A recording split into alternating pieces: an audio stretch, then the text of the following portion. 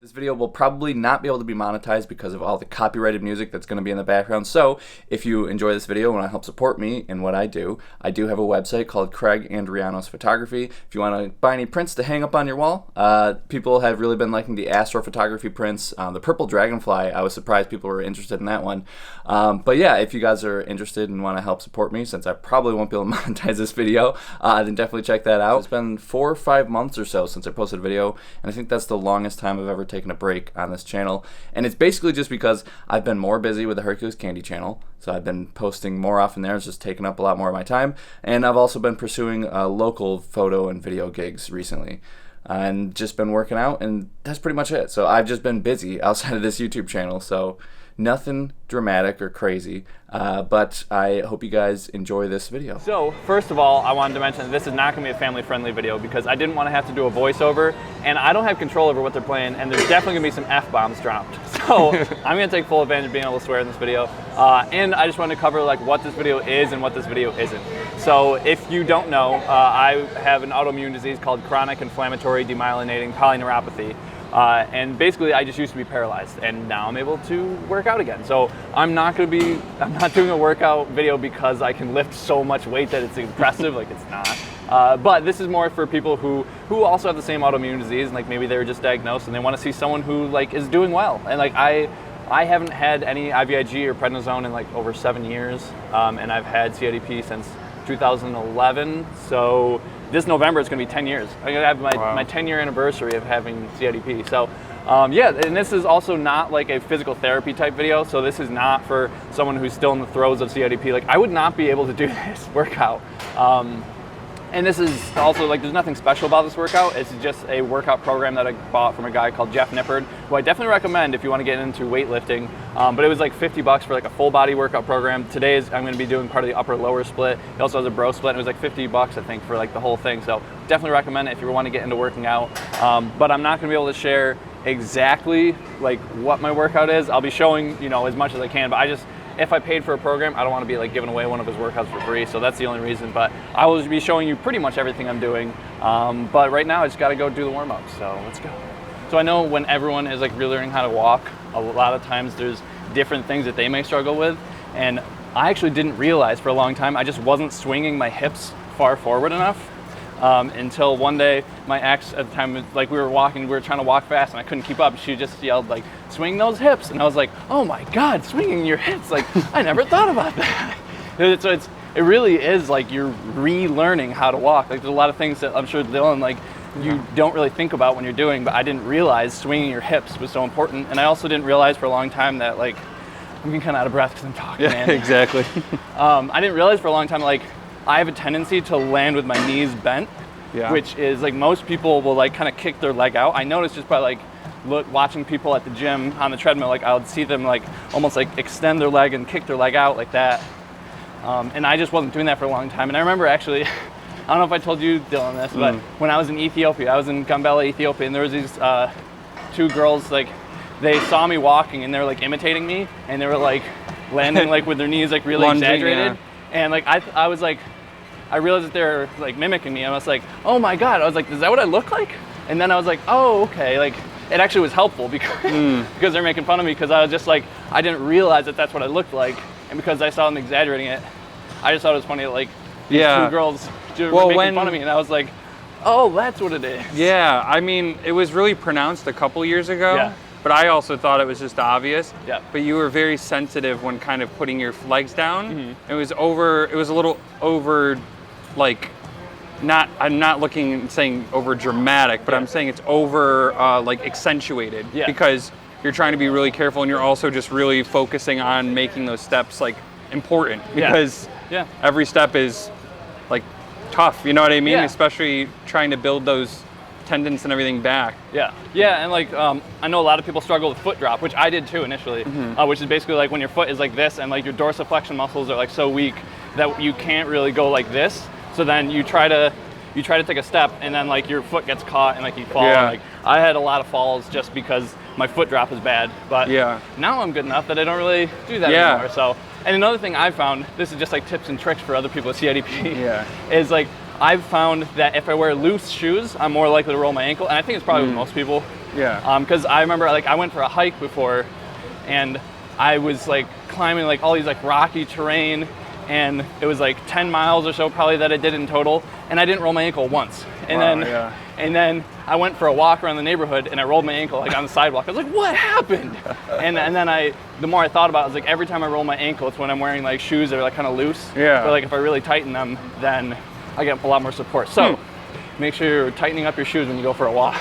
So I'm taking my pre-workout. Usually I'll take my pre-workout before I go to the gym or like on the way to the gym, but I just forgot. And I will only really take it like 1 to 2 times a week, like if I'm doing like a particularly brutal leg day. And this is the most brutal leg day of like the whole workout program that I'm doing. It just happened to be the day that Dylan was the most free. Yeah, so I definitely want to take it today.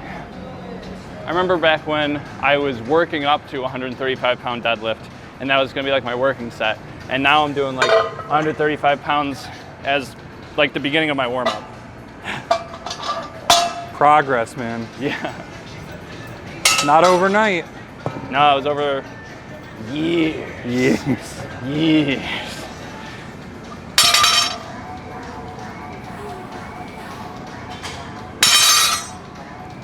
Dylan and I were just talking about the placebo effect, and I was talking about the fact that like I like with pre-workout how like you get like the tingles if anyone's ever taken pre-workout, you get the tingles, and then I'm like, oh yeah, it's kicking in now. Even if it's a placebo effect, like it still works. Well, I think it's kind of true with like any medication you're taking, like IVIG. Like when I was taking it, I was like, hell yeah, I'm taking IVIG. Like let's get it. Like I'm doing everything that I can do, and like I definitely I think believing in what you're doing, and also just like having a positive mental attitude, I really think helped me recover. Like I know there's no way to prove it or anything, but I really just do think that staying positive like really helps a lot. And then diet too. I mean, I can talk about that more, but yeah. Dude, positivity is a strong fortitude for building off of, you know? Heckin' yeah.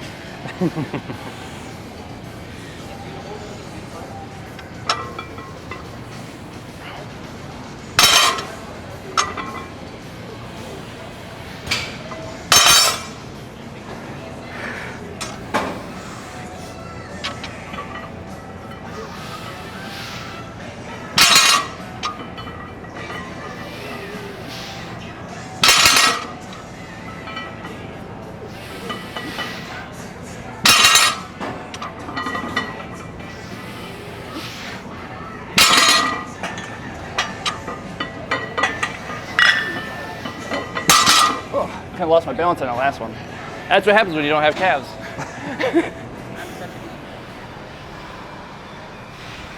I remember when I was doing like sit to stand transitions, and that was like the hard part. Like there was like a really high table like in the physical therapy office that you could adjust. Yeah. And I was like having a hard time going like from here to here.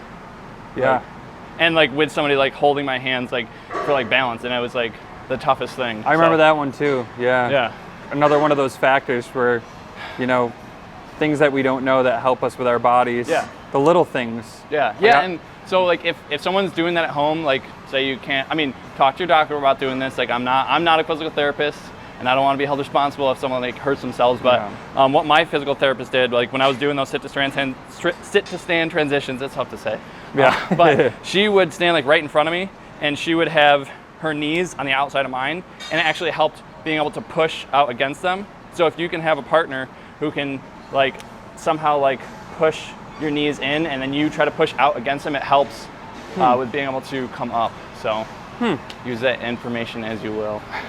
The hardest thing for this exercise is going to be not hitting the mic, which I might, so RIP headphone users.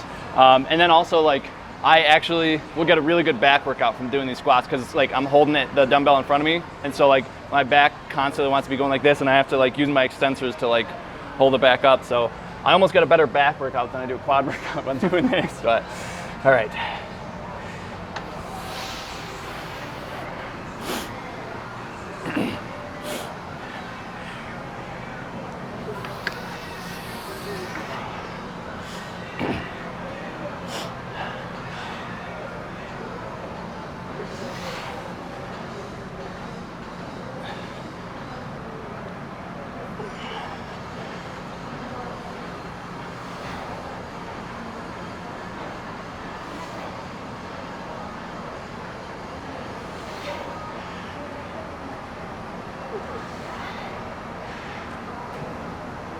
I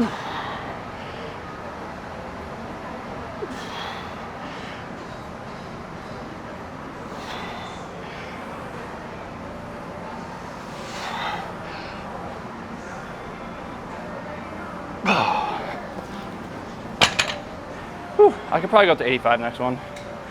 All right, hopefully this time I'll do even better because I'm not gonna be wearing my mic.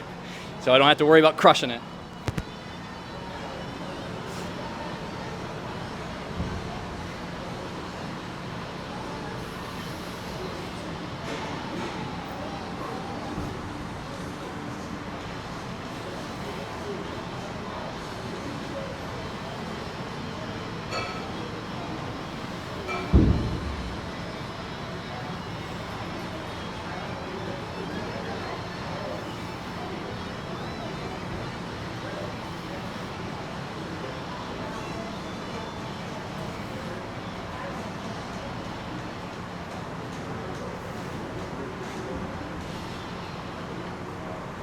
There you go.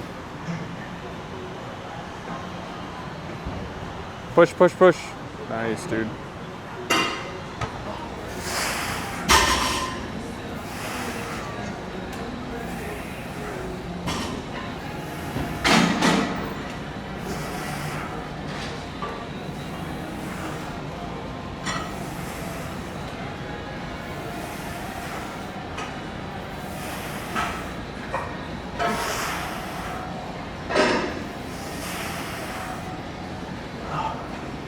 I did one extra rep. One more.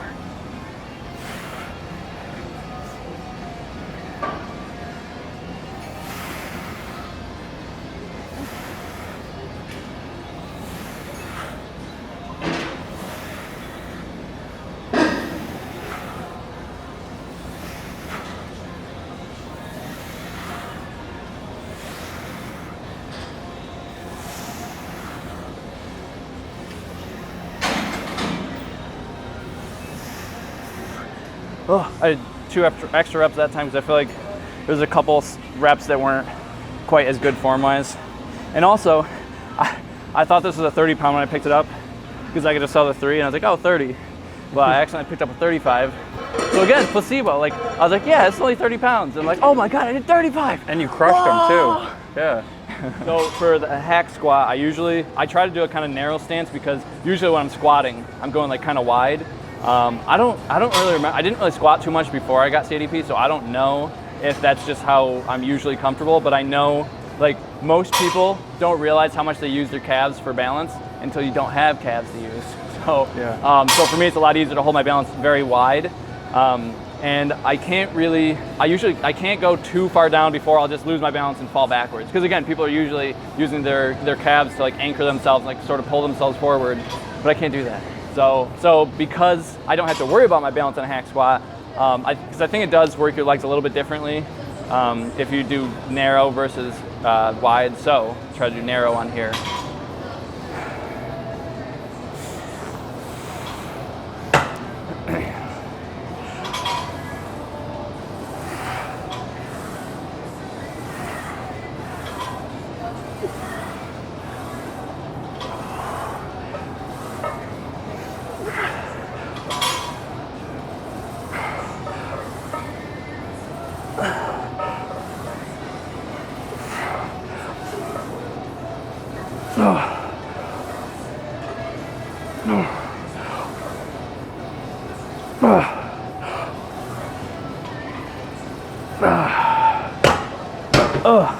I don't know how much the hack squat starts, like the starting weight is, but I know this is like, I got 90 pounds worth of plates on here, but I don't know how much I'm lifting really. I just know it's 2 plates. Yeah. All right, Dylan, I'm gonna do it. You're gonna do it? 10 pounds extra. Whoa. Because I felt like I could do more last one, so.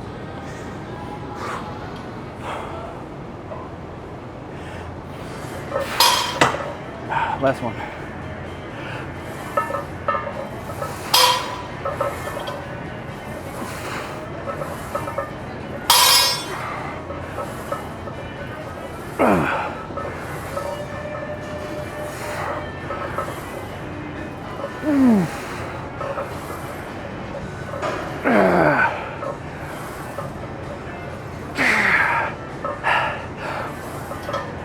go, push.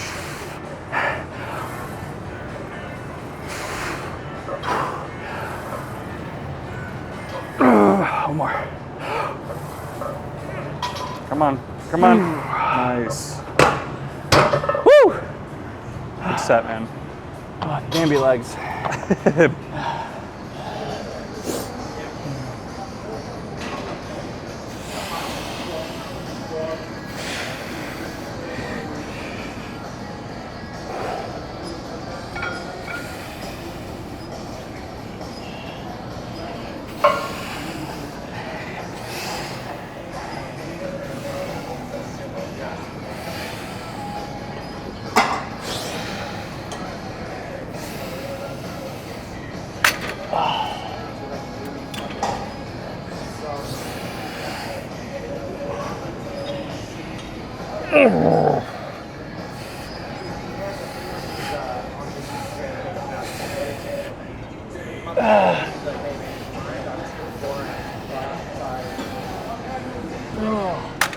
Yeah, it's doing like partials at the end because this is like one of the ones where you can like feel like I can like push myself really hard without it being like super taxing on the body, because it's just like it's like an isolation movement instead of like working a bunch of muscles. Like with bench, it's like your chest, shoulders, and triceps. This is basically just hamstrings.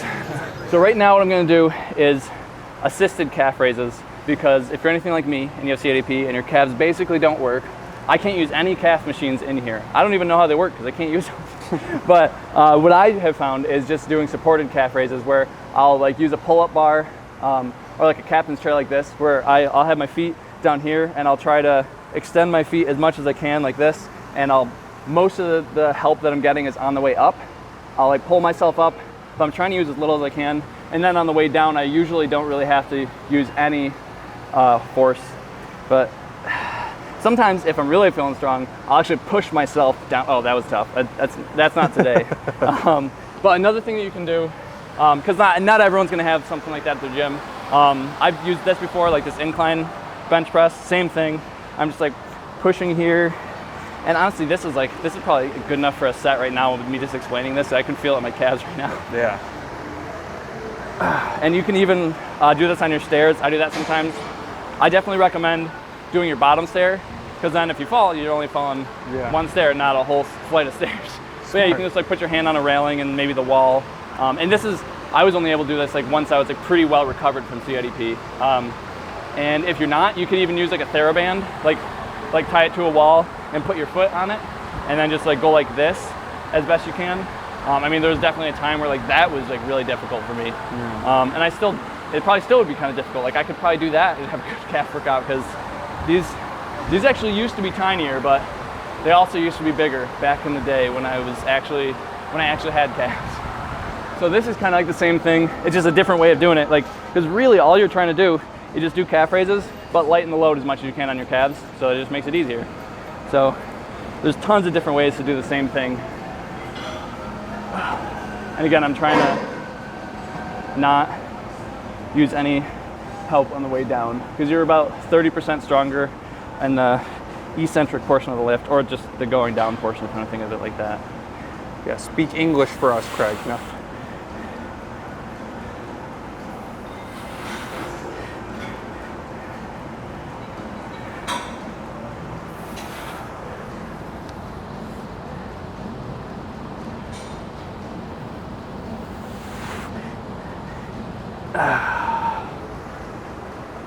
Whew, that was tough just doing a couple. At 3 times 6.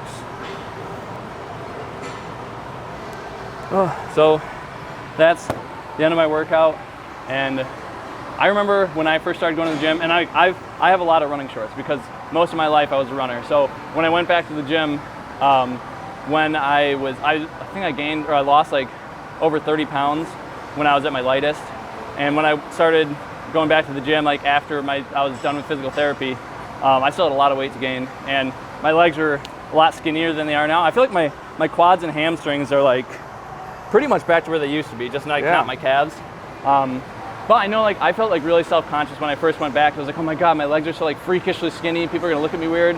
Nobody did. Nobody ever says anything. Yeah. Because like people are so focused on their own workout, they're not worried about you. And then also like if you saw somebody who had skinny legs and they're going to the gym, you'd probably think like, good for them. They're trying to work on their legs. Yeah. Like that's usually what people think. Like if someone's overweight and they're going to the gym, people aren't gonna be like, haha, fatty. They're gonna be like, hell yeah, good for you getting in the gym. Because like the gym isn't just for people who are in shape. It's also for people like me who want to get in shape.